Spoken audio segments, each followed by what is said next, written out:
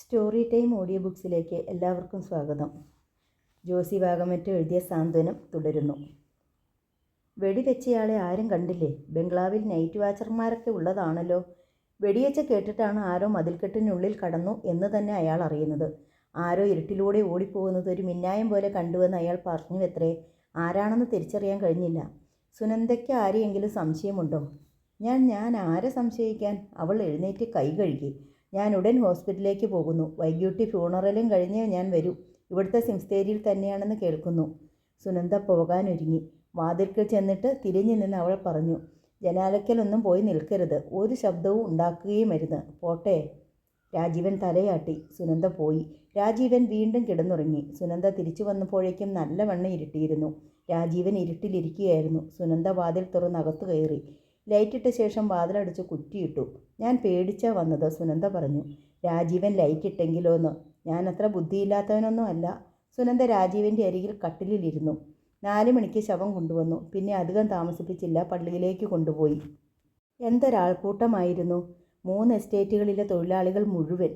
അതിനു പുറമെ മുതലാളിയുടെ മറ്റാശ്രിതർ, ബന്ധുക്കൾ, സുഹൃത്തുക്കൾ. ശവമടക്കിൻ്റെ സമയത്ത് ചില തമിഴ് സ്ത്രീകൾ നെഞ്ചത്തടിച്ച് നിലവിളിക്കുന്നത് കണ്ടു. പോലീസാണെങ്കിൽ എല്ലായിടത്തും ചുറ്റിത്തിരിയുന്നുണ്ടായിരുന്നു. പോലീസ് നായയെ കൊണ്ടുവരുമെന്ന് പറഞ്ഞിട്ട് പോലീസ് നായ വന്നിരുന്നു. അത് ബംഗ്ലാവിൽ നിന്നിറങ്ങി യൂക്കാലിക്കാട്ടിലൂടെ നേരെ താഴെയുള്ള റോഡ് വരെ പോയി. അവിടെ കലിങ്കിനരികിൽ ചെന്ന് നിന്നു. പിന്നെ അനങ്ങിയില്ല. കൊലപാതകി അവിടെ നിന്ന് ഏതെങ്കിലും വാഹനത്തിൽ കയറി രക്ഷപ്പെട്ടിരിക്കാമെന്നാണ് പോലീസിൻ്റെ ഊഹം. അപ്പോൾ യഥാർത്ഥ പ്രതിയെ പോലീസ് കണ്ടുപിടിക്കാത്തിടത്തോളം എനിക്ക് രക്ഷയില്ല എന്ന് വേണം കരുതാൻ. രവീന്ദ്രനെയോ ജോർജിനെയോ കണ്ടിരുന്നോ? കണ്ടു. അവരിൽ നിന്നാണ് ഇത്രയും വിവരങ്ങൾ കിട്ടിയത്. ഞാനിവിടെയുണ്ടെന്ന് സുനന്ദ അവരോട് പറഞ്ഞോ? പറയണമായിരുന്നോ? വേണ്ട. പോലീസ് അവരെ ചോദ്യം ചെയ്തെന്ന് രവീന്ദ്രൻ പറഞ്ഞു. രാജീവിൻ്റെ സുഹൃത്തുക്കളായിരുന്നവരെ എല്ലാം പോലീസ് ചോദ്യം ചെയ്യുന്നുണ്ട്. രാജീവിനെപ്പറ്റി എന്തെങ്കിലും വിവരം കിട്ടിയാൽ ഉടൻ പോലീസിൽ അറിയിക്കണമെന്നാണത്രേ ഉത്തരവ്. അവരുടെ ക്വാർട്ടേഴ്സുകളിലൊക്കെ പോലീസ് പരിശോധിച്ചു. രാജീവൻ കുറേ കാലം താമസിച്ച സ്ഥലമല്ലേ? അങ്ങനെയാണെങ്കിൽ സുനന്ദയെയും ചോദ്യം ചെയ്യേണ്ടതാണല്ലോ. ക്വാർട്ടേഴ്സ് പരിശോധിക്കാനെങ്ങാൻ വന്നാൽ? രാജീവൻ്റെ മുഖത്ത് ആശങ്കയുടെ നിഴൽ പരന്നു. നമ്മൾ ചങ്ങാതികളായിരുന്നെന്ന് പോലീസ് അറിഞ്ഞിട്ടില്ല. എന്തായാലും ഇവിടം പരിശോധിക്കാനൊന്നും പോലീസ് വരില്ല. രാജീവിന് അതത്ര വിശ്വാസമായില്ല. സുനന്ദ എഴുന്നേറ്റ് വേഷം മാറി. അവൾ അത്താഴം ഉണ്ടാക്കാനുള്ള പണികൾ തുടങ്ങി. 9 മണിക്ക് രണ്ടുപേരും അത്താഴം കഴിച്ചു. 10 മണിയോടെ രാജീവൻ പോകാനൊരുങ്ങി. ഇനി ഞാൻ സുനന്ദയെ ബുദ്ധിമുട്ടിക്കുന്നത് ശരിയല്ല. അതും പോലീസ് ഊർജിതമായി അന്വേഷിച്ചു കൊണ്ടിരിക്കുന്ന ഒരു കൊലക്കേസ് പ്രതിയെ. സ്വന്തം ജീവിതം പണയം വെച്ച് സുനന്ദ ഒളിവിലിരിക്കാൻ സൗകര്യം ചെയ്തു തന്നു. ഇങ്ങനെയൊരു ത്യാഗം ചെയ്യാൻ സ്വന്തം കൂടപ്പുറപ്പ് പോലും തയ്യാറാവില്ലെന്നറിയാം. എന്നെ പോലീസിന് ഒറ്റിക്കൊടുക്കാത്തത് വലിയ കാര്യം. എനിക്കുറങ്ങാൻ കിടക്കുകയും കഴിക്കാൻ ഭക്ഷണവും തന്നത് അതിനേക്കാൾ മഹത്തായ കാര്യം. ഞാനിവിടെ താമസിക്കുന്ന ഓരോ നിമിഷവും സുനന്ദയുടെ ജീവിതം അപകടത്തിലാണെന്നറിഞ്ഞുകൊണ്ട്. ഇതൊന്നും പറയാൻ സമയമായില്ല രാജീവൻ ഇപ്പോൾ ഇവിടെ നിന്നും പൊയ്ക്കൂടാ. പോകണം. ഞാൻ ഇവിടെ താമസിക്കുന്ന ഓരോ നിമിഷവും സോണിയയ്ക്ക് എന്ത് സംഭവിച്ചു എന്നതിൻ്റെ തെളിവുകൾ കുഴിച്ചു മൂടപ്പെട്ടുകൊണ്ടിരിക്കുകയായിരിക്കും. രാജീവൻ പോയിട്ട് എന്ത് ചെയ്യാൻ? ഇന്ന് രാത്രി എനിക്ക് രവീന്ദ്രനെയും ജോർജിനെയും കാണണം. അതുകൊണ്ട് എന്ത് ഗുണം? ഞാൻ നേരത്തെ പറഞ്ഞല്ലോ, നിങ്ങൾ 3 പേരിൽ ആരും അറിയാതെ സോണിയയ്ക്ക് ഒന്നും സംഭവിച്ചിട്ടില്ല. ഇനി അത് രവീന്ദ്രനോ ജോർജോ എന്നറിഞ്ഞാൽ മതി. അങ്ങനെയാണെങ്കിൽ തന്നെ അവർ നിങ്ങളോട് സത്യം തുറന്നു പറയുമെന്ന് തോന്നുന്നുണ്ടോ?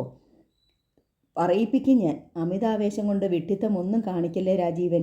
അവർ ഉറക്കിയൊന്ന് നിലവിളിച്ചാൽ സമീപത്തുള്ള ക്വാർട്ടേഴ്സിലുള്ളവർ അറിയും.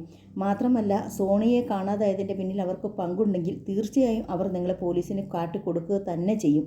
രാജീവൻ തല ചൊറിഞ്ഞു. പിന്നെ ഞാൻ എന്ത് ചെയ്യണം സുനന്ദേ? രാജീവൻ തൽക്കാലം ഇവിടെ തന്നെ കഴിയുക. ഇവിടെ ആരെയും പേടിക്കണ്ട. ഇവിടെ എന്നോടൊപ്പം താമസിച്ചിരുന്ന എൻ്റെ കൂട്ടുകാരി അമ്മിണി പ്രസവത്തിന് വീട്ടിൽ പോയിരിക്കുക. കുറേ നാൾ കഴിഞ്ഞേ അവൾ വരൂ. അവൾ തിരിച്ചു വരുന്നതുവരെ രാജീവിന് ഇവിടെ കഴിയാം. ആർക്കും ഒരു സംശയം തോന്നുകയില്ല. നിന്റെ കൂടെ ഇവിടെ ജീവിക്കാനല്ലല്ലോ ഞാൻ ജീവൻ പണയം വെച്ച് ലോക്കപ്പിൽ ചാടിയത്. ഇവിടെ ഒളിവിൽ കഴിഞ്ഞുകൊണ്ട് രാജീവിനെ സോണിയെപ്പറ്റി അന്വേഷിക്കാമെന്നാണ് ഞാൻ പറഞ്ഞത്. രാജീവിൻ്റെ കൂടെ ഒന്നിച്ചു കഴിയാമെന്നുള്ള മോഹമൊക്കെ ഞാൻ പണ്ടേ ഉപേക്ഷിച്ചതാ. അന്തിക്കൂട്ടിനൊരു പുരുഷനെ വേണമെന്നുണ്ടെങ്കിൽ എനിക്കതിന് എൻ്റെ ജീവൻ അപകടത്തിലാക്കി രാജീവിനെ കൂടെ താമസിക്കണമെന്നില്ല. അല്ലാതെ തന്നെ വേറെ ധാരാളം കിട്ടും. സുനന്ദയുടെ വാക്കുകൾക്ക് മൂർച്ചയേറിയിരുന്നു. രാജീവൻ മറുപടി ഒന്നും പറഞ്ഞില്ല. ഞാൻ ഇത്രയേ ഉദ്ദേശിച്ചുള്ളൂ. നല്ലൊരു ഷെൽട്ടറായിരിക്കും രാജീവിന് ഈ വീട്. പകൽ മുഴുവൻ ആരും കാണാതെ കഴിയാം. രാത്രിയിൽ അന്വേഷണത്തിന് ഇറങ്ങുകയും ചെയ്യാം. ഇവിടെ നിന്നിപ്പോൾ ചാടിപ്പുറപ്പെട്ടാൽ ഈ ഒരു രാത്രി കൊണ്ട് രാജീവിൻ്റെ അന്വേഷണം പൂർത്തിയാകുമെന്നും സോണിയെ സംബന്ധിച്ച രഹസ്യം കണ്ടുപിടിക്കാൻ പറ്റുമെന്നും രാജീവൻ കരുതുന്നുണ്ടോ? ഇല്ലല്ലോ. രാത്രി അവസാനിക്കുമ്പോൾ രാജീവൻ എവിടെ വിളിക്കും? മനുഷ്യന് ഉറങ്ങണ്ടേ, ഭക്ഷണം കഴിക്കണ്ടേ? ഇതിനൊക്കെ എന്തു ചെയ്യും? സുനന്ദ പറഞ്ഞത് ശരിയാണെന്ന് രാജീവിന് തോന്നി. മാത്രമല്ല, ഇന്ന് രാജീവൻ അവരെ കാണാൻ പോയാൽ അവർക്ക് നൈറ്റ് ഡ്യൂട്ടി ആണെങ്കിലോ? പിന്നെ എന്തു ചെയ്യും? രാജീവൻ ചിന്താധീനനായിരുന്നു. അതുകൊണ്ട് രാജീവൻ പോകാനുള്ള ഐഡിയ മാറ്റി വെക്കുക. ജോർജിനോ രവീന്ദ്രനോ സോണിയയുടെ തിരോധാനത്തിൽ പങ്കുണ്ടോ എന്നറിഞ്ഞാൽ പോരെ? അവരുടെ ഡ്യൂട്ടി സമയം അറിഞ്ഞിട്ട് ഞാൻ ആദ്യം അവരുമായി സംസാരിക്കാം. സംസാരിക്കുന്നതിനിടയിൽ കള്ളത്തരമുണ്ടെങ്കിൽ എനിക്കും ഏറെക്കുറെ മനസ്സിലാകുമല്ലോ. രണ്ടുപേരിൽ ആരാണ് ഒറ്റുകാരനെന്ന സൂചന കിട്ടിയിട്ട് മതി രാജീവൻ അയാളെ കാണുകയും സംസാരിക്കുകയും ചെയ്യുന്നത്. ആ ഒറ്റ രാത്രി കൊണ്ട് തന്നെ എല്ലാം വെളിച്ചത്ത് കൊണ്ടുവരികയും വേണം. ഭീഷണിയുടെയും മർദ്ദനത്തിൻ്റെയും മുമ്പിൽ ആദ്യം കുറ്റം സമ്മതിച്ചാലും നേരം വെളുക്കുമ്പോൾ അയാൾക്കത് നിഷേധിക്കാമല്ലോ. അതിനിട കൊടുക്കരുത്. ചുരുക്കത്തിൽ കുറ്റസമ്മതം നടത്തേണ്ടത് പോലീസിൻ്റെ മുന്നിൽ വെച്ചായിരിക്കണം. അസാധ്യം. നമുക്കൊന്ന് ശ്രമിക്കാം. എങ്കിൽ സുനന്ദ ഇപ്പോൾ തന്നെ അവരുടെ ക്വാർട്ടേഴ്സിൽ ചെല്ലണം. ഈ രാത്രിയിലോ? അതെ, നമുക്കൊട്ടും സമയം കളയാനില്ല. പക്ഷേ ഞാൻ ഒറ്റയ്ക്ക് 2 പുരുഷന്മാർ മാത്രം താമസിക്കുന്ന ക്വാർട്ടേഴ്സിൽ അസമയത്ത് ഞാനും വരാൻ കൂട്ടിന്. സുനന്ദ ഒരു നിമിഷം ആലോചിച്ചു. രാജീവൻ വരണ്ട, ഞാൻ തന്നെ പോകാം. ഏതായാലും നനഞ്ഞിറങ്ങിയില്ലേ. സുനന്ദ ഒരു സെറ്റർ എടുത്തിട്ടു. മഞ്ഞുകൊള്ളാതെ തലയിലൊരു തൊപ്പി വെച്ചു. ടോർച്ചും എടുത്ത് അവൾ ഇറങ്ങി. വാതിലടിച്ച് കുറ്റിയിട്ടേക്ക്, താഴിട്ട് പൂട്ടിയാൽ സംശയം തോന്നും, അവൾ പറഞ്ഞു. അവർക്ക് ഞാൻ ഇവിടെയുണ്ടെന്ന് ഒരു ഊഹം പോലും കിട്ടത്തക്ക വിധം സംസാരിച്ചേക്കരുത്. അവൾ തലയാട്ടി ഇറങ്ങി നടന്നു. രാജീവൻ വാതിലടിച്ച് കുറ്റിയിട്ടു. കാറ്റും മഞ്ഞും ഇല്ലാത്ത രാത്രി. നരച്ച നിലാവുണ്ട് താനും. വാലീസ് എസ്റ്റേറ്റിൽ ഇത്തരം രാത്രികൾ അപൂർവമാണ്, സുനന്ദ ഓർത്തു. അന്തരീക്ഷത്തിന് ഉദ്ദേശിച്ചത്ര തണുപ്പ് തോന്നിയില്ല. മൈതാനത്ത് ഒറ്റതിരിഞ്ഞ് കൂട്ടമായും കിടന്ന് അയവിറക്കുന്ന പശുക്കൾ. സുനന്ദ രവീന്ദ്രനും ജോർജും താമസിക്കുന്ന ക്വാർട്ടേഴ്സിന് മുന്നിലെത്തിയിട്ട് നാലുപാടും നോക്കി.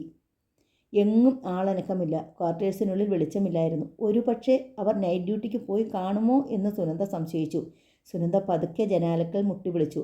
പലതവണ ആവർത്തിച്ചപ്പോൾ അകത്ത് ലൈറ്റ് തെളിഞ്ഞു. വാതിലിനടുത്ത് കാൽപ്പെരുമാറ്റം. ആരാ? രവീന്ദ്രൻ്റെ ഒച്ച സുനന്ദ തിരിച്ചറിഞ്ഞു. ഞാൻ, സുനന്ദ.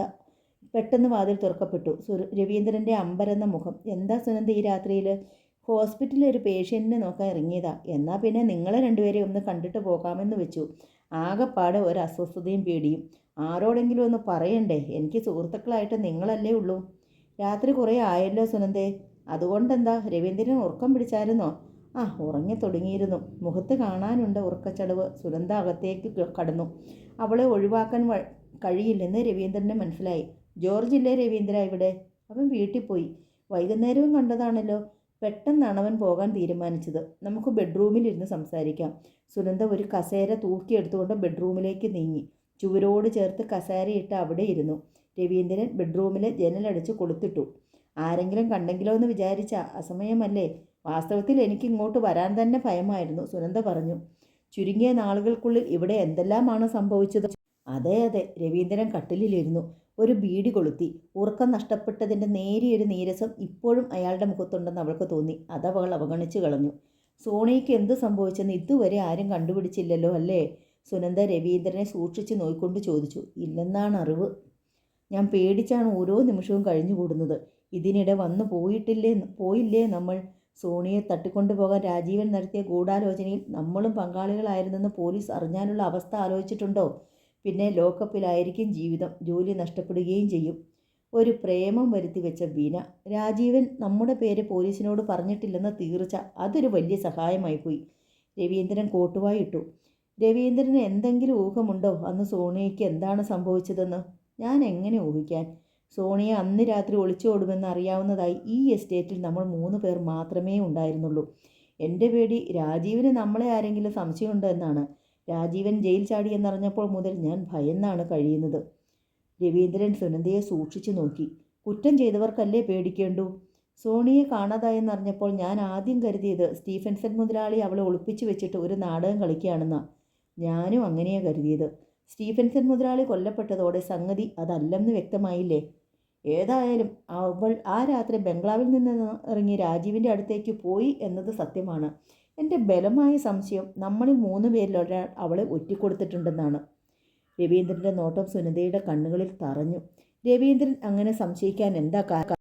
പറയാം. അതിനു മുമ്പൊന്ന് ചോദിച്ചോട്ടെ. സുനന്ദ സ്റ്റാൻലിയോടെങ്ങാനും സൂചിപ്പിച്ചിരുന്നോ സോണിയയുടെ ഒളിച്ചോട്ടത്തെപ്പറ്റി? ഞാൻ അങ്ങനെ ചെയ്യുമെന്ന് രവീന്ദ്രൻ കരുതുന്നുണ്ടോ? സുനന്ദയെയും സ്റ്റാൻലിയെയും ചേർത്ത് ഒരു സ്കാൻഡൽ നിലവിലുണ്ടല്ലോ. സോണിയ ഒളിച്ചോടി അന്ന് രാത്രി സുനന്ദ ഈ എസ്റ്റേറ്റിൽ ഉണ്ടായിരുന്നില്ല എന്ന് മാത്രമല്ല, സ്റ്റാൻലിയുടെ എസ്റ്റേറ്റിലുള്ള സുനന്ദയുടെ വീട്ടിലേക്ക് പോവുകയും ചെയ്തിരുന്നു. അപ്പോൾ ന്യായമായി സംശയിക്കാം. പക്ഷേ അതുകൊണ്ട് എനിക്കെന്താണ് ലാഭം? പണം രവീന്ദ്രന് കഴിക്കുമോ, ജോർജിന് കഴിക്കുമോ? ആർക്കും ആരെയും സംശയിക്കാം. എന്നെ സംശയിക്കേണ്ട. അതുകൊണ്ട് ഒരു നേട്ടവും ഉണ്ടാകാൻ പോകുന്നില്ല. എന്നെയും സംശയിച്ചിട്ട് കാര്യമില്ല. ഞാനന്ന് നൈറ്റ് ഡ്യൂട്ടിയിലായിരുന്നു എന്നതിന് തെളിവുണ്ട്. ജോർജിന് നൈറ്റ് ഡ്യൂട്ടി ആയിരുന്നല്ലോ. ആയിരുന്നു. പക്ഷേ എന്താണൊരു പക്ഷേ?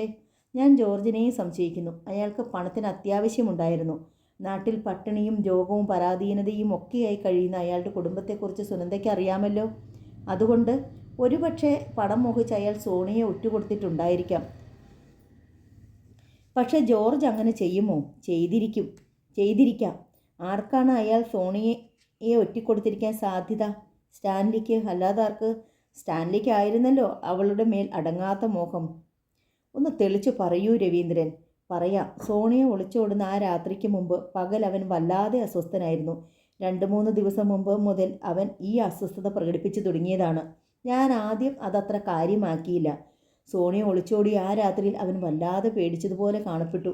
തലവേദനയാണെന്ന് പറഞ്ഞ് നൈറ്റ് ഡ്യൂട്ടിക്ക് പോയില്ല. പിറ്റേന്ന് സോണിയെ കാണാതായെന്നും രാജീവിനെ പോലീസ് പിടികൂടിയെന്ന് പറഞ്ഞ് അവൻ വല്ലാതെ പരിഭ്രമിച്ചു. അന്ന് രാത്രി അവൻ ഡ്യൂട്ടിക്ക് പോയി. എന്നാൽ പിറ്റേന്ന് രാവിലെ സുഖമില്ലെന്നും പറഞ്ഞ് ലീവ് എടുത്ത് നാട്ടിലേക്ക് തിരിച്ചു. പണത്തിന് അത്യാവശ്യം വല്ലതുമുണ്ടെങ്കിൽ ഞാൻ തരാമെന്ന് പറഞ്ഞിട്ട് അവൻ അത് വാങ്ങിയില്ല. അവൻ പോയതിൻ്റെ പിറ്റേന്ന് അവൻ്റെ അനുജൻ നാട്ടിൽ നിന്നും വന്നു. ജോർജിനെ കണ്ട് പണം വാങ്ങാൻ വന്നതാണെന്നാണ് പറഞ്ഞത്. വീട്ടിൽ ഒരുപാട് കടമുണ്ട്. വീട് ജപ്തി ചെയ്യാൻ പോവുകയാണ്. 25,000 രൂപയുണ്ടായാലേ ജപ്തി നടപടി ഒഴിവായി കിട്ടൂ. അത് സംഘടിപ്പിച്ച് കൊടുക്കാമെന്ന് ജോർജ് ഏറ്റിട്ടുണ്ട്. പക്ഷേ ജോർജ് ഇതുവരെ വീട്ടിൽ ചെന്നിട്ടില്ല. നാളെ ജപ്തി നടക്കും എന്നൊക്കെ അവൻ പറഞ്ഞു. ജോർജ് ഇന്നലെ വീട്ടിലേക്ക് പോയല്ലോ എന്ന് ഞാൻ അറിയിച്ചു.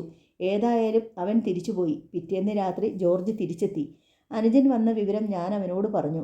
പണമുണ്ടാക്കി കൊടുക്കാൻ വേണ്ടി ബന്ധുക്കളുടെയും സുഹൃത്തുക്കളുടെയും വീടുകളിൽ ഓടി നടക്കുകയായിരുന്നെന്നും അതുകൊണ്ടാണ് നേരത്തെ വീട്ടിൽ ചെല്ലാൻ പറ്റാത്തതെന്നും അവൻ വിശദീകരിച്ചു.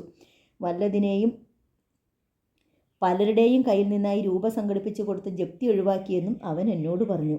അപ്പോഴും എനിക്ക് സംശയമൊന്നും തോന്നിയില്ല. കഴിഞ്ഞ ദിവസം സ്റ്റീഫൻസൺ മുതലാളി കൊല്ലപ്പെട്ടെന്നും രാജീവൻ ജയിൽ ചാടിയെന്നും അറിഞ്ഞപ്പോൾ അവൻ കാണിച്ച പരിഭ്രാന്തിയാണ് എനിക്ക് സംശയമുണ്ടാക്കിയത്. പേടി കിട്ടിയതുപോലെയായിരുന്നു അവൻ്റെ മുഖം. ഇന്ന് സന്ധ്യയ്ക്ക് അവൻ സാധനങ്ങളെല്ലാം പാക്ക് ചെയ്ത് സ്ഥലം വിട്ടിരിക്കുന്നു. എവിടെ പോകുന്നു എന്ന് ചോദിച്ചപ്പോൾ വീട്ടിലേക്കെന്നാ പറഞ്ഞത്. അമ്മയ്ക്ക് സുഖമില്ലാത്തത് കൊണ്ട് ഒരാഴ്ചത്തെ ലീവ് എടുത്തിരിക്കുകയാണെന്ന്. സുനന്ദ മെല്ലെ തലയാട്ടിക്കൊണ്ടിരുന്നു. ജോർജിന് 25,000 രൂപ കടം നൽകാൻ പറ്റിയ സുഹൃത്തുക്കളുണ്ടോ? അതിലെനിക്കിപ്പോൾ വിശ്വാസം പോരാ. പിന്നെങ്ങനെ അയാൾ ആ പണം ഉണ്ടാക്കി? എൻ്റെ സംശയം അതാണ്. അല്പം മടിച്ചാണ് രവീന്ദ്രൻ പറഞ്ഞത്. സോണിയെ കാണാതായ രാത്രിയിൽ തലവേദനയാണെന്നും പറഞ്ഞ് ഡ്യൂട്ടിക്ക് പോകാതെ കിടന്ന അവൻ ഞാൻ നൈറ്റ് ഡ്യൂട്ടിക്ക് പോയി കഴിഞ്ഞ ഉടനെ പോയി എസ് വളവിനപ്പുറത്തെങ്ങാനും മറിഞ്ഞിരുന്നിരിക്കും. ഒളിച്ചോടുന്ന സോണിയയുടെ കൈ നിറയെ പണവും പണ്ടങ്ങളും കാണുമെന്ന് ഏത് മന്ദബുദ്ധിക്ക് ഊഹിക്കാമല്ലോ. രാത്രി തനിച്ചിറങ്ങി വന്ന സോണിയെ അപായപ്പെടുത്തിയിട്ട് അവൻ പണവും സ്വർണവും കൈവശപ്പെടുത്തുന്നു. ശവം സൗകര്യപ്രദമായി മറവ് ചെയ്യുന്നു. പദ്ധതി ആസൂത്രണം ചെയ്യാൻ ഇഷ്ടംപോലെ സമയമുണ്ടായിരുന്നല്ലോ. എല്ലാം കഴിഞ്ഞ് സോണിയയുടെ പെട്ടി സുരക്ഷിതമായി ഒളിപ്പിച്ച ശേഷം അവനിവിടെ വന്നു കിടന്ന് സുഖമായി ഉറങ്ങുന്നു. ഞാൻ നൈറ്റ് ഡ്യൂട്ടി കഴിഞ്ഞ് വരുമ്പോൾ അവനിവിടെ കിടന്ന് ഉറങ്ങുന്നുണ്ടായിരുന്നു. പിറ്റേന്ന് രാവിലെ അവൻ ഒളിപ്പിച്ചു വെച്ച പെട്ടിയിലെ സാധനങ്ങളും എടുത്ത് നാട്ടിലേക്ക് തിരിക്കുന്നു. ഇതെൻ്റെ സങ്കല്പം മാത്രമാണ് എന്ന് വെച്ച് സംഭവിച്ചുകൂടുന്നില്ല. ഈശ്വരാ! സുനന്ദ കൈത്തലങ്ങൾ കൊണ്ട് മുഖം പൊത്തി. ജോർജിന് അത് കഴിയുമോ? ജോർജിന്? അവൾ അവിശ്വസനീയതയോടെ പിറുപിറുത്തു. ഞാനത് പറയാൻ പാടില്ല സുനന്ദേ. എൻ്റെ നിഗമനങ്ങൾ മാത്രമാണിത്. ഇതിൽ കഴമ്പില്ലെന്നും വരാം.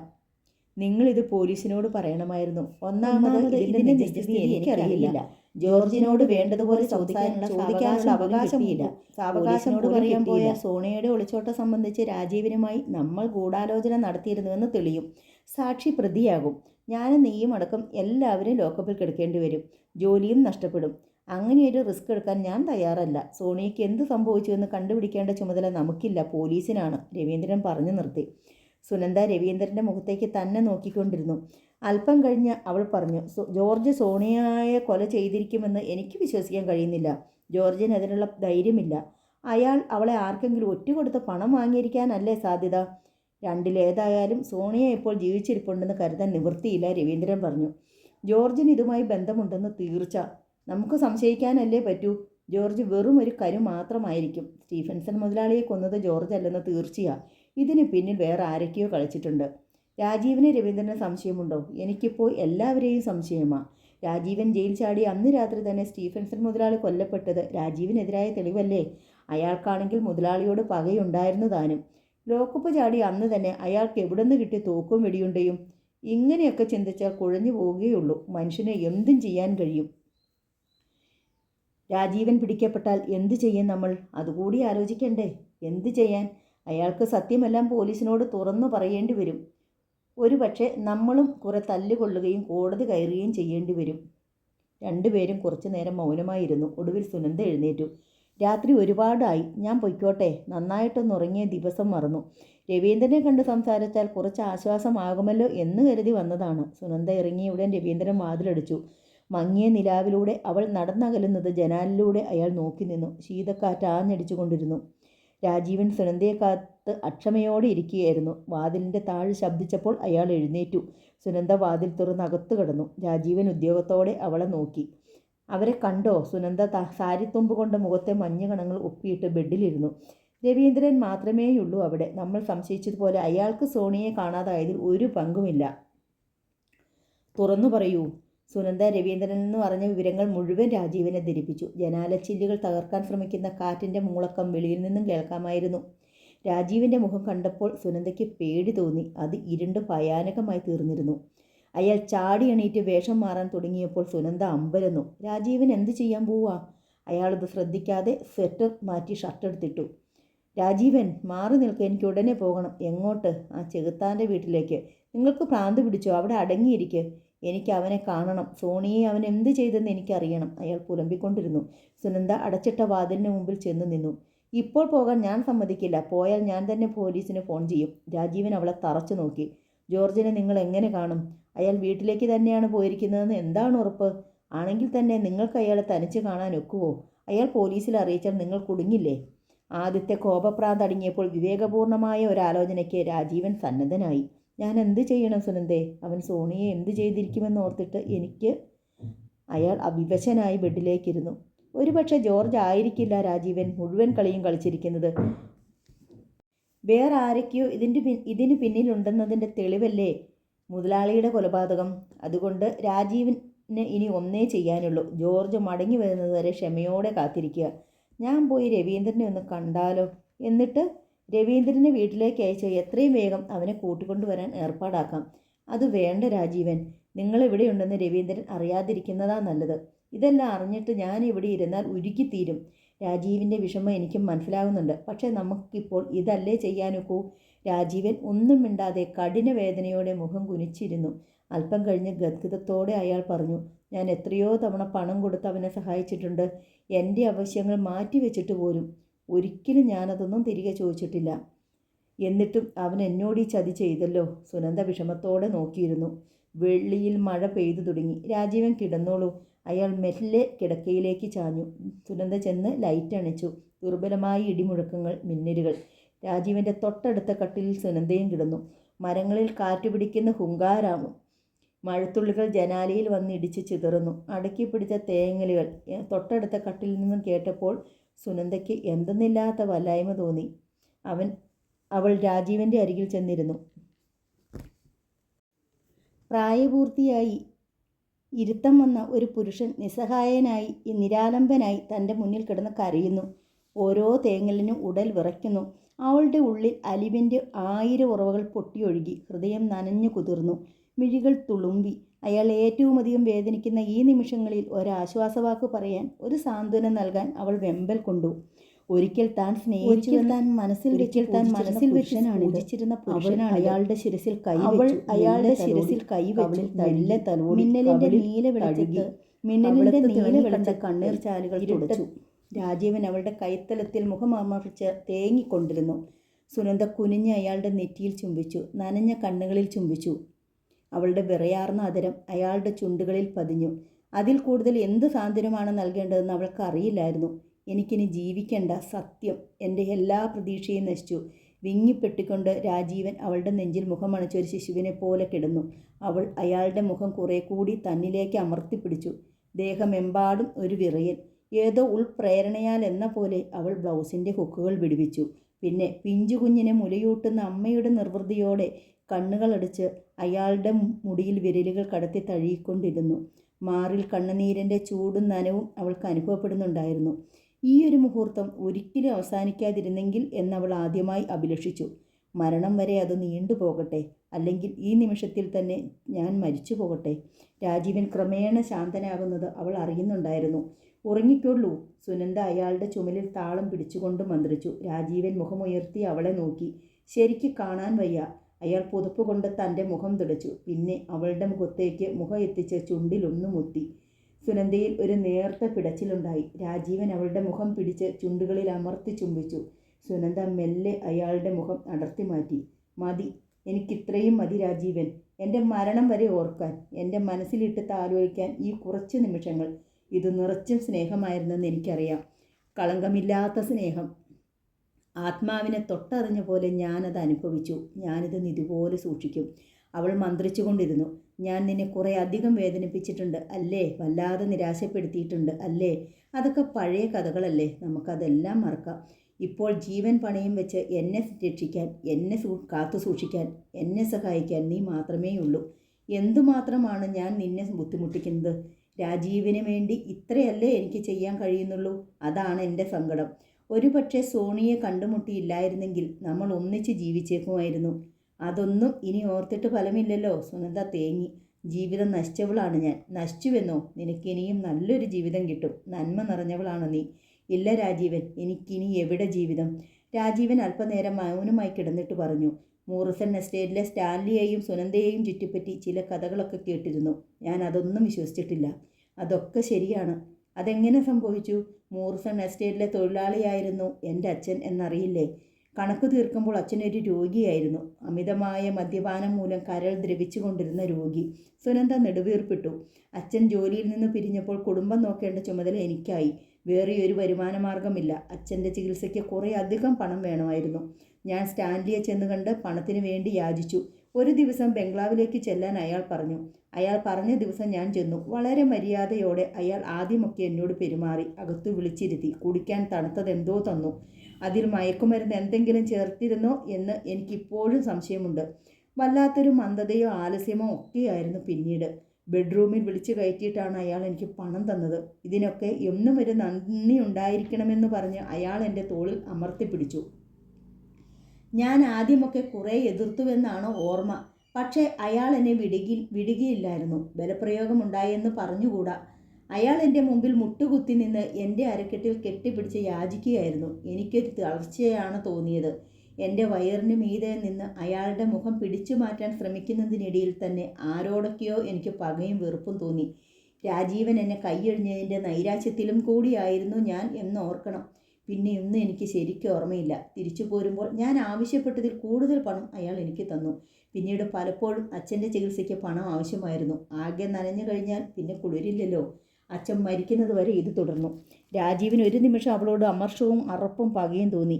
ഇപ്പോൾ രാജീവിന് എന്നോട് വെറുപ്പ് തോന്നുന്നുണ്ടല്ലേ? സുനന്ദ ദീർഘമായെന്ന് നിശ്ചയിച്ചു. ഇനി എനിക്ക് എവിടെ ജീവിതം? ഞാൻ ആർക്ക് സമർപ്പിക്കും ഈ ഉച്ഛിഷ്ടം? ഇല്ല, ഈ ജന്മം ഇങ്ങനെ പാഴായും ശൂന്യമായും പൊയ്ക്കോട്ടെ. ഇനിയൊരു ജന്മമുണ്ടെങ്കിൽ എപ്പോഴെങ്കിലും എനിക്ക് രാജീവിൻ്റെ കൂടെ ഒരു ജീവിതം. സുനന്ദ പെട്ടെന്ന് പൊട്ടിക്കരഞ്ഞു. രാജീവിന് അവളോട് തോന്നിയ അമർഷ അലിഞ്ഞുപോയി. പകരം അനുകമ്പയും അലിവും കാരുണ്യവും മനസ്സിൽ നിറഞ്ഞു. ഒരാശ്വാസവാക്കു പറയാൻ അയാൾ വെമ്പൽ കൊണ്ടു. എന്തു പറയാൻ? ഈ ദുഃഖത്തിന് അളവും അതിരുമില്ലല്ലോ. സുനന്ദ വേഗം കരച്ചിൽ നിർത്തി കണ്ണീർ തുടച്ചു. ജീവിതത്തിൽ ഞാൻ ഏറ്റവും അധികം സന്തോഷവും സംതൃപ്തിയും അനുഭവിച്ച ദിവസങ്ങളാണിത്. രാജീവിന് വെച്ച് വിളമ്പി തരാൻ പൊന്നുപോലെ കാത്തു സൂക്ഷിക്കാൻ ഈശ്വരൻ എനിക്കൊരവസരം തന്നുവല്ലോ. പിന്നെ കുറേ ദീർഘനിശ്വാസങ്ങൾ. ഉറങ്ങിക്കോളൂ. സുനന്ദ എഴുന്നേറ്റ് അവളുടെ കട്ടിലിൽ പോയി കിടന്നു. പിറ്റേന്ന് രാവിലെ പതിവ് പോലെ സുനന്ദ രാജീവിനെ വീട്ടിനുള്ളിലാക്കി വീട് പൂട്ടിയിട്ട് ഹോസ്പിറ്റലിൽ പോയി. ഉച്ചയ്ക്ക് വന്ന് രാജീവിനൊപ്പം ഊണ് കഴിച്ച് പിന്നെയും ഡ്യൂട്ടിക്ക് പോയി. വൈകുന്നേരം അവൾ പതിവിലും നേരത്തെ മടങ്ങിയെത്തി. വന്നയുടൻ അവൾ പറഞ്ഞു, ജോർജ് തിരിച്ചെത്തിയിട്ടുണ്ട്. രാജീവിൻ്റെ നെഞ്ചിലൊരു ഇടിവാൾ മിന്നി. വിരളി പിടിച്ച വന്യമൃഗത്തെപ്പോലെ രാജീവൻ വീട്ടിനുള്ളിലൂടെ നടന്നു. ജോർജ് ക്വാർട്ടേഴ്സിൽ എത്തിയിട്ടുണ്ടെന്നറിഞ്ഞപ്പോൾ മുതൽ തുടങ്ങിയതാണ്.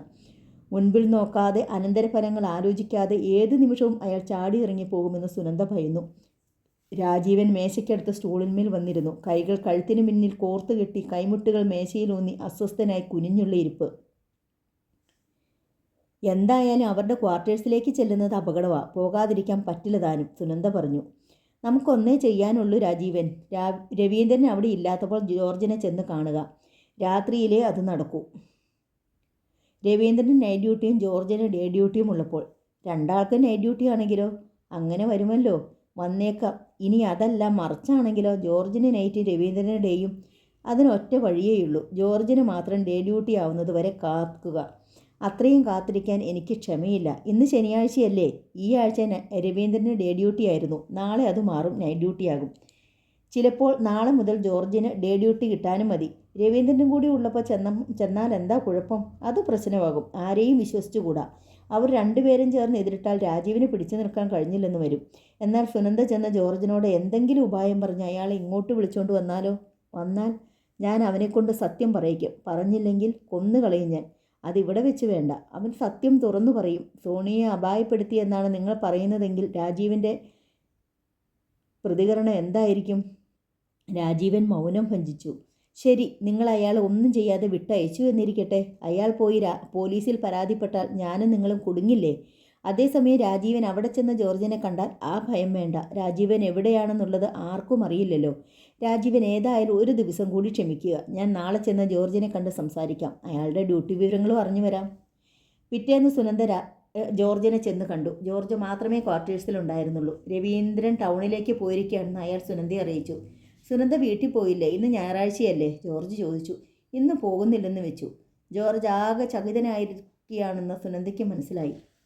ആരെയോ ഭയപ്പെടുന്നത് പോലെ, അയാൾ ഒറ്റയ്ക്കിരിക്കാൻ ആഗ്രഹിക്കുന്നത് പോലെ. സുനന്ദ അയാളോട് നാട്ടിലെയും വീട്ടിലെയും വിശേഷങ്ങൾ തിരക്കി. അയാൾ വല്ലാതെ ക്ഷീണിതനാണെന്ന് അവൾ കണ്ടു. മുഖം വല്ലാതെ വിളറിയിരുന്നു. ജോർജ് എന്താ വല്ലാതെ? സുനന്ദ ചോദിച്ചു. ഏയ് ഒന്നുമില്ല. വീട്ടിലെന്തോ പ്രശ്നമുണ്ടെന്ന് രവീന്ദ്രൻ പറഞ്ഞിരുന്നു. ജപ്തിയോ മറ്റോ? അത് ശരിയായി. കുറേ അധികം പണം വേണമായിരുന്നല്ലോ. ഒരാൾ സഹായിച്ചു. ചില നിർണായക ഘട്ടങ്ങളിൽ നമ്മൾ ഉദ്ദേശിക്കാത്ത വിധത്തിൽ പണം കിട്ടും. സഹായിക്കാൻ ചിലർ സന്മനസ്സും കാട്ടും, അല്ലേ? ആ അതെ, ജോർജ് പരിങ്ങലോടെ പറഞ്ഞു. ഈയിടെ എന്തൊക്കെയോ നിർഭാഗ്യ സംഭവങ്ങളാണ് ഉണ്ടായത്. ഞാനാണെങ്കിൽ വല്ലാതെ ഭയന്നാണ് കഴിഞ്ഞുകൂടിയത്. ഏത് സമയത്താണ് പോലീസ് ഒന്ന് പിടികൂടുന്നതെന്ന് നിശ്ചയമില്ല. സോണിയും രാജീവനുമായുള്ള ഗൂഢാലോചനയിൽ നമ്മളും പങ്കുകാരായി പോയില്ലേ? രാജീവൻ പോലീസ് കസ്റ്റഡിയിൽ നിന്ന് പോയെന്നറിഞ്ഞപ്പോഴാണ് കുറച്ചൊരാശ്വാസമായത്. അതെ, എനിക്കും പേടിയുണ്ടായിരുന്നു. ജോർജ് വിഷയം മാറ്റാൻ ആഗ്രഹിക്കുന്നുണ്ടെന്ന് സുനന്ദയ്ക്ക് തോന്നി. പക്ഷേ രാജീവിനെ ഇനിയും പോലീസ് പിടിക്കാതിരിക്കുമോ? എത്ര നാൾ ഒളിവിൽ കഴിയും? പിന്നെ സ്റ്റീഫൻസൺ മുതലാളിയുടെ കൊലപാതകം. കാണാതായ സോണിയെ ഇതുവരെ കണ്ടെത്തിയിട്ടില്ല എന്നുകൂടി ഓർക്കണം. ജോർജ് അസ്വസ്ഥനായി. അത് ശരിയാണ്. അയാൾ പിറുപിറുത്തു. സോണിയെ അന്ന് രാത്രിയിൽ ഒളിച്ചോടുമെന്ന് നമുക്ക് 3 പേർക്കും അറിയാമായിരുന്നു. അത് ഓർക്കുമ്പോഴാണ് എനിക്ക് ഭയം. രാജീവിന് വേണമെങ്കിൽ നമ്മളെ തെറ്റിദ്ധരിക്കാം. നമ്മൾ ആരെങ്കിലുമാണ് അവളെ അപായപ്പെടുത്തിയതെന്ന്. അയാൾ നമ്മളോട് പ്രതികാരം ചെയ്തേക്കുമെന്ന് ഓർത്തിട്ട് എനിക്ക്. ജോർജിൻ്റെ മുഖം വിവരണമായി. അങ്ങനെയേ സംഭവിക്കാം. ഒളിച്ചോടിയ രാത്രിയിൽ സോണിയ കുറേ അധികം പണവും സ്വർണവും കൊണ്ടുപോയിരുന്നു. അത് കൈവശപ്പെടുത്താൻ വേണ്ടിയായിരിക്കും കൊലയാളി അവളെ. എനിക്കൊന്ന് കുളിക്കണമായിരുന്നു. ജോർജ് അസഹ്യതയോടെ എഴുന്നേറ്റു. ഞാൻ വന്നിരുന്ന് ബോറടിപ്പിച്ചു അല്ലേ? സുനന്ദയും പോകാനായി എഴുന്നേറ്റു. ആട്ടെ, ജോർജ് ഇന്ന് ഡ്യൂട്ടിക്ക് കയറുന്നുണ്ടോ? ഇല്ല, നാളെയേയുള്ളൂ. എപ്പോഴാ? നൈറ്റ് ഡ്യൂട്ടിയോ? നൈറ്റാണെങ്കിൽ ഇന്ന് കയറണം. നാളെ ഡേ ഡ്യൂട്ടിക്ക് കയറാനാണ് ഉദ്ദേശം. ശരി, ഞാൻ ഇറങ്ങുന്നു. സുനന്ദ ധൃതിയിൽ മടങ്ങിപ്പോന്നു. മുറിയിൽ വന്നു കയറിയ ഉടനെ അവൾ വിവരങ്ങളെല്ലാം രാജീവിനെ അറിയിച്ചു. സോണിയെ കാണാതായ സംഭവവുമായി ജോർജ് ഏതു വിധത്തിലെങ്കിലും ബന്ധപ്പെട്ടിട്ടുണ്ട്. അതെനിക്ക് തീർച്ചയാണ്, സുനന്ദ പറഞ്ഞു. രാജീവൻ പല്ല് ഞെരിച്ചു. ഏതായാലും നാളെ രാത്രിയിൽ രാജീവൻ അയാളെ കാണാം. രവീന്ദ്രൻ നൈറ്റ് ഡ്യൂട്ടി ആയതിനാൽ അയാൾ തനിച്ചേ അവിടെ ഉണ്ടാവും. രാജീവൻ അടുത്ത യാത്രയ്ക്കായി കാത്തിരുന്നു. രാത്രി വന്നു. രാജീവൻ പോകാനൊരുങ്ങിയപ്പോൾ സുനന്ദയ്ക്ക് ആശങ്ക വർദ്ധിച്ചു. രാജീവൻ, വിവേകം കൈവിടരുത്. നാളെയും ഈ ഭൂമിയിൽ ജീവിക്കേണ്ടതാണെന്ന വിചാരം വേണം. രാജീവൻ ഇരുത്തി മൂളി. ജോർജ് തെറ്റ് ചെയ്തവനാണെങ്കിലും അല്ലെങ്കിലും അപായപ്പെടുത്തരുത്. അയാളെ കൈകാര്യം ചെയ്യാൻ നിയമമുണ്ടല്ലോ. സുനന്ദ രാജീവിൻ്റെ ദേഹപരിശോധന നടത്തി. അരയിൽ ഒളിപ്പിച്ചിരുന്ന കത്തി കണ്ടെടുത്തു. ഈ കത്തി എന്തിനെടുത്തു? ഒരു ധൈര്യത്തിന്. അതു വേണ്ട, ആയുധമില്ലാതെ പോയാൽ മതി. സുനന്ദേ, ഞാൻ ആരെയും കൊല്ലാൻ പോയില്ല. എന്നാലും കത്തി വേണ്ട. പോയിട്ട് വരൂ. രാജീവൻ വാതിൽ തുറന്നു. നേരിയ നീല വെളിച്ചമുണ്ട്. അയാൾ ഇറങ്ങി നടന്നു. യുക്കാലി മരങ്ങളുടെ കനത്ത നിഴലിൽ അയാൾ അപ്രത്യക്ഷനാകുന്നത് വരെ സുനന്ദ വാതിൽക്കൽ തന്നെ നിന്നു. സമീപത്തെങ്ങും ആരും കാണാനില്ലെന്ന് ഉറപ്പാക്കിയ ശേഷം രാജീവൻ റോഡിലേക്ക് ഇറങ്ങി. പശുക്കൾ അയവിറക്കി കിടക്കുന്ന ഓഫീസ് മൈതാനത്തു കൂടി അയാൾ രവീന്ദ്രൻ്റെ ക്വാർട്ടേഴ്സിന് നേർക്ക് നടന്നു. അകത്തോ പുറത്തോ ആരുമില്ല. രാജീവൻ വരാന്തയിലേക്ക് കടന്ന് വാതിലിൽ തട്ടി. കുറേ തവണ തട്ടിയപ്പോൾ അകത്ത് ലൈറ്റ് തെളിഞ്ഞു. ആരോ പിറുപിറുത്തുകൊണ്ട് വാതിൽക്കിലേക്ക് വരുന്ന പിറുപിറുത്തുകൊണ്ട് വാതിൽക്കിലേക്ക് വരുന്ന ശബ്ദം കേട്ടു. ആരാ? ജോർജിൻ്റെ സ്വരം രാജീവൻ തിരിച്ചറിഞ്ഞു. രാജീവൻ ശ്വാസമടക്കി നിന്നു. 4 പാളികളുള്ള വാതിലിൻ്റെ മുകളിലത്തെ 2 പാളികൾ തുറക്കപ്പെട്ടു. രാജീവനെ കണ്ട് ജോർജ് നടുക്കത്തോടെ പിന്നോട്ടൊരു ചുവട് വെച്ചു. അയാളുടെ കണ്ണുകളിൽ ഭീതി ഇരമ്പി കയറി. രാജീവൻ്റെ ജ്വലിക്കുന്ന മുഖത്തിന് നേർക്ക് അയാൾ വാതിൽ വലിച്ചടച്ചു. പക്ഷേ ബോൾട്ടിടാനുള്ള അയാളുടെ ശ്രമം വിജയിച്ചില്ല. രാജീവൻ വാതിലിൽ ആഞ്ഞു ചവിട്ടി. ഒപ്പം അടിപ്പാടുകൾ ചവിട്ടി തുറക്കുകയും ചെയ്തു. ജോർജിനെ പിടിച്ച് ചുവരിന് നേർക്ക് തള്ളിയ ശേഷം രാജീവൻ അകത്തു കിടന്ന് വാതിൽ വലിച്ചടച്ച് തഴുതിട്ടു. ജോർജ് ചുവരിൽ ചാരി നിന്ന് പേടിയോടെ കിതപ്പോടെ രാജീവനെ നോക്കി. ഞാൻ നിന്റെ സ്നേഹിതനല്ലേടാ? രാജീവൻ ക്ഷോഭമടക്കി. അതെ. പിന്നെന്തിനാണ് വാതിലടയ്ക്കാൻ ശ്രമിച്ചത്? ജോർജിന് ഉത്തരമില്ല. നിനക്കെന്നെ പേടിയാണ് അല്ലേ? ജോർജ് രക്ഷപ്പെടാനുള്ള ഒരു പഴുതു തേടി 4 പാടും നോക്കി. അന്ന് രാത്രിയിൽ നീ എവിടെയായിരുന്നു? ഞാൻ. ജോർജ് വിക്കി. ആ നിമിഷത്തിൽ തന്നെ ജോർജിൻ്റെ മുഖമടച്ച് അടി വീണു. അയാൾ ഒരു നിമിഷം തരിച്ചു നിന്നു. പിന്നെ സർവ്വകരുത്തുമെടുത്ത് രാജീവിനെ ആഞ്ഞു തള്ളി. വേച്ചുപോയ രാജീവിൻ്റെ കാൽ തട്ടി സ്റ്റൂൾ മറിഞ്ഞു. അതിന്മേലിരുന്ന ഗ്ലാസുകൾ താഴെ വീണൊടിഞ്ഞു. രാജീവൻ മുമ്പോട്ട് ചാടി അയാളുടെ മുഖത്ത് പ്രഹരിച്ചു. തുടർന്ന് 2 പേരും മൽപ്പിടുത്തമായി. മുറിയിലെ സാധനങ്ങൾ തട്ടിമറിഞ്ഞു വീണു. ഒടുവിൽ ജോർജിനെ കിടക്കയിലേക്ക് തള്ളി വീഴ്ത്തിയ ശേഷം രാജീവൻ അയാളുടെ നെഞ്ചിന് ഇരുവശവും കാൽമുട്ടുകൾ ഊന്നി അയാളുടെ കഴുത്ത് ഞെരിക്കാൻ തുടങ്ങി. പറയടാ പറയടാ, സോണിയയ്ക്ക് എന്ത് സംഭവിച്ചു? ജോർജ് കുതറി മാറാൻ ഒരു വിഫല ശ്രമം നടത്തി. കഴുത്തിലെ പിടുത്തം കുറെ കൂടി മുറുകി. പറയടാ നായേ, ആ പണം നിനക്ക് എവിടുന്ന് കിട്ടി? രാജീവൻ അമറി. രാജീവൻ്റെ വിരലുകളിൽ പിടുത്തം കിട്ടി. അയാളത് വളച്ചൊടിക്കാൻ ശ്രമിച്ചു. രാജീവൻ അയാളുടെ മുഖത്തെ 2 കൈകൊണ്ട് മാറി മാറി അടിച്ചു. ജോർജിൻ്റെ ചുണ്ടും കവിളും പൊട്ടി ചോര വാർത്തു. ബെഡിൽ കിടന്ന കമ്പിളി മഫ്ലർ എടുത്ത് രാജീവൻ ജോർജിൻ്റെ കഴുത്തിൽ ചുറ്റിമുറുക്കി. എൻ്റെ എല്ലാ ചോദ്യത്തിനും ഒന്നെങ്കിൽ നീ ഉത്തരം പറയും, അല്ലെങ്കിൽ നീ മരിക്കും. അയാൾ മഫ്ലർ കുറെ കൂടി പിരിച്ചു മുറുക്കി. ജോർജ് ശ്വാസം മുട്ടി പിടഞ്ഞു. കവിളുകൾ വീർത്തു. കണ്ണുകൾ പുറത്തേക്ക് തള്ളി. കൈകാലുകൾ കോച്ചുന്നത് പോലെ വലിഞ്ഞു. വല്ലവിധേനയും വലതുകരം ഉയർത്തി അയാൾ അരുതെന്ന് വിലക്കി. രാജീവൻ മഫ്ലർ അല്പം അയച്ചു. പ്രാണവേദനയോടെ ജോർജ് ശ്വാസം ആഞ്ഞു വലിച്ചു. എന്നെ കൊല്ലരുത്, ഞാൻ എല്ലാം പറയാം, അയാൾ കിതപ്പോടെ പറഞ്ഞു. ജോർജ് ശ്വാസം ഏങ്ങി വലിക്കുന്നതിനിടയിൽ വീണ്ടും പറഞ്ഞു. എന്നെ കൊല്ലരുത്, ഞാൻ എല്ലാം പറയാം. പെട്ടെന്ന് വാതിലിൽ ആരോ മുട്ടുന്നത് കേട്ടു. രാജീവൻ ഞെട്ടിപ്പോയി. പോലീസോ മറ്റോ തന്നെ പിന്തുടർന്ന് വന്നതാണോ? വെളിയിൽ നിന്ന് സംസാരം. 1-ൽ കൂടുതൽ ആളുകളുണ്ട്. ജോർജ് വാതിൽ തുറക്ക്. രാജീവൻ ജോർജിൻ്റെ വാ പൊത്തിപ്പിടിച്ചു. അകത്താരുമില്ലെന്ന് കരുതി വന്നവർ മടങ്ങിപ്പോട്ടെ എന്ന് വിചാരിച്ച് രാജീവൻ അനങ്ങാതിരുന്നു. എന്നാൽ അകത്ത് ലൈറ്റുള്ളത് കുഴപ്പമായി. അകത്ത് ആളുണ്ടെന്ന് തീർച്ചയുള്ളതുപോലെ അവർ വീണ്ടും വാതിലിൽ മുട്ടിക്കൊണ്ടിരുന്നു. സത്യം തുറന്നു പറയാതെ നിന്നെ ഞാൻ വെറുതെ വിടില്ല. മഫ്ലറിൽ നിന്ന് പിടിവിട്ടിട്ട് രാജീവൻ ജോർജിൻ്റെ നെഞ്ചിൽ നിന്ന് എഴുന്നേറ്റു. ചെന്ന് കതക് തുറക്ക്. ഞാൻ ഇവിടെയുണ്ടെന്ന് അവരോട് പറഞ്ഞാൽ നീ പിന്നെ ജീവിച്ചിരിക്കില്ല. ഞാൻ ആരോടും പറയില്ല. എന്നെ ഒറ്റിക്കൊടുക്കാൻ ശ്രമിച്ചാൽ ഇതിനകത്തിട്ട് ചുട്ട് ചാമ്പലാക്കും നിന്നെ ഞാൻ. എൻ്റെ കയ്യിൽ നിന്ന് രക്ഷപ്പെടാമെന്നും വിചാരിക്കേണ്ട. രാജീവൻ ഭീഷണി ആവർത്തിച്ചു. ജോർജ് എഴുന്നേറ്റ് കൈലിയും ഷർട്ടും തട്ടിക്കുളഞ്ഞു. മൂക്കിലും ചുണ്ടിലുമൊക്കെ ഒലിച്ചു വന്ന ചോര മഫ്ലർ കൊണ്ട് ഒപ്പി. രാജീവൻ അടുക്കളയുടെ പിൻഭാഗത്തേക്ക് നീങ്ങി. ജോർജ് മറിഞ്ഞു കിടന്ന സ്റ്റൂളും മറ്റ് സാധനങ്ങളും എടുത്ത് നേരെ വെച്ച ശേഷം ചെന്ന് വാതിൽ തുറന്നു. ഫാക്ടറിയിലെ തൊഴിലാളികളാണ് വന്നിരിക്കുന്നത്. സെൽവരാജും മണിയും. എന്താ കാര്യം ഈ പാതിരാത്രിക്ക്? ജോർജ് ചോദിച്ചു. സാറിൻ്റെ മൂത്തെന്താ ചോര? ചുണ്ടു പൊട്ടിയിട്ടുണ്ടല്ലോ. മണി അമ്പരപ്പിൽ നോക്കി. കട്ടിളയിൽ അറിയാതെ മുഖമൊന്നിടിച്ചതാ. നിങ്ങൾ വന്ന കാര്യം പറ. അസിസ്റ്റൻ്റ് ടീം മേക്കർക്ക് സാറിനെ ഒന്ന് കാണണമെന്ന്. ഈ അർദ്ധരാത്രിക്കോ? ചെന്ന് വിളിച്ചോണ്ട് വരാൻ പറഞ്ഞിട്ടാ ഞങ്ങൾ വന്നേ. കാര്യം പറ. കഴിഞ്ഞ ആഴ്ച ടീ സോർട്ടറിൻ്റെ സിലിണ്ടർ പൊട്ടിയതിനെപ്പറ്റി എന്തോ ചോദിക്കാനാ. ഞാൻ ടീം മേക്കറിൻ്റെ അടുത്ത് സ്റ്റേറ്റ്മെൻറ്റ് കൊടുത്തിരുന്നല്ലോ. അതൊന്നും ഞങ്ങൾക്കറിയില്ല. ടീം മേക്കർ കലിമുണ്ട് നിൽക്കുക. ഉടനെ ചെന്ന് വിളിച്ചോണ്ട് വരാൻ പറഞ്ഞു. രവീന്ദ്രൻ സാറുണ്ട് അവിടെ. എന്തെങ്കിലും കുഴപ്പമുണ്ടായാൽ ചാടി ഓടാൻ ഭാഗത്തിലെ പിൻവാതിലിൻ്റെ ഒരു പാളി തുറന്നിട്ട് അടുക്കളയ്ക്ക് പിന്നിലെ ചായ്പിൽ ജാഗ്രതയോടെ നിൽക്കുകയായിരുന്നു രാജീവൻ. അയാൾ ആദ്യം കരുതിയത് താൻ ഇവിടെ വന്നതറിഞ്ഞ് പോലീസ് ആളുകളെ കൂട്ടി വീട് വളഞ്ഞതാണെന്നായിരുന്നു. വരാന്തിയിലെ സംഭാഷണം കേട്ടപ്പോൾ അയാൾക്ക് ആശ്വാസം തോന്നി. ജോർജ് തിരികെ വന്നവരോട് കയറിയിരിക്കാൻ പറയുന്നതും താൻ ഇപ്പോൾ ഡ്രസ്സ് മാറി വരാമെന്നും പറയുന്നതും കേട്ടപ്പോൾ രാജീവിൻ്റെ സപ്തനാഡികളും തളർന്നു. ജോർജ് തൻ്റെ പിടിയിൽ നിന്നും വഴുതി പോവുകയാണ്. അല്പം കഴിഞ്ഞപ്പോൾ ജോർജ് വേഷം മാറി തൊഴിലാളികളോടൊപ്പം പുറത്തിറങ്ങി. വാതിൽ വെളിയിൽ നിന്നും പൂട്ടി. അവർ ഗേറ്റും ചരലും നിറഞ്ഞ ഇടറോടും പിന്നിട്ട് മൈതാനത്തിലൂടെ നടന്നകലുന്നത് കണ്ട രാജീവൻ കോപവും നൈരാശ്യവും താങ്ങാനാവാതെ വാതിലിൽ കൈ ചുരുട്ടിയിടിച്ചു. അവസാന നിമിഷത്തിൽ എല്ലാം തകർന്നിരിക്കുന്നു. ജോർജ് സത്യം പറയാൻ ഭാവിക്കുകയായിരുന്നു. അവർ എത്താൻ 2 മിനിറ്റ് കൂടി വൈകിയിരുന്നെങ്കിൽ ഇനി ജോർജിനെ തൻ്റെ കയ്യിൽ കിട്ടുമോ? ഒന്നെങ്കിൽ അയാൾ പോലീസിൽ പരാതിപ്പെടും, അല്ലെങ്കിൽ തന്നെ ഭയന്ന് സ്ഥലം വിടും. രാജീവൻ 1000 വട്ടം ജോർജിനെ ശപിച്ചു. അയാളെ തേടി വന്നവരെ ശപിച്ചു. തന്നെത്താൻ ശപിച്ചു. ഒടുവിൽ കരഞ്ഞുപോയി. ദൈവമേ, ഒരു മിനിറ്റ്, സോണിയയ്ക്ക് എന്തു പറ്റിയെന്നറിയാൻ 1 മിനിറ്റ്.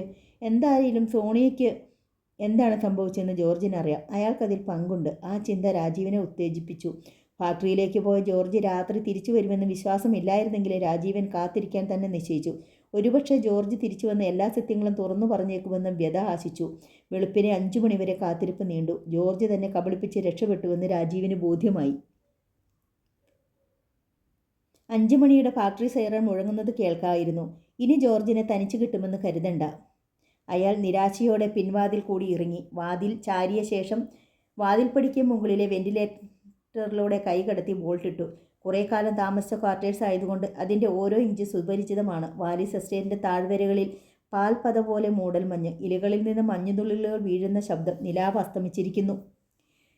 യൂക്കാലി മരങ്ങൾക്കിടയിൽ അവ്യക്തമായി കാണപ്പെട്ട ഒറ്റയടി പാതയിലൂടെ രാജീവൻ സുനന്ദയുടെ ക്വാർട്ടേഴ്സിന് നേർക്ക് നടന്നു. വാതിലിനടുത്ത് കസാരയെടുത്തിട്ട് ആശങ്കയോടെ ഉറങ്ങാതെ കാത്തിരിക്കുകയായിരുന്നു സുനന്ദ. രാജീവൻ വല്ല അപകടവും വരുത്തി വെച്ചേക്കുമോ എന്ന ഓർമ്മ അവളിൽ ഓരോ നിമിഷവും ഉൾക്കിടിലമുളവാക്കിയിരുന്നു.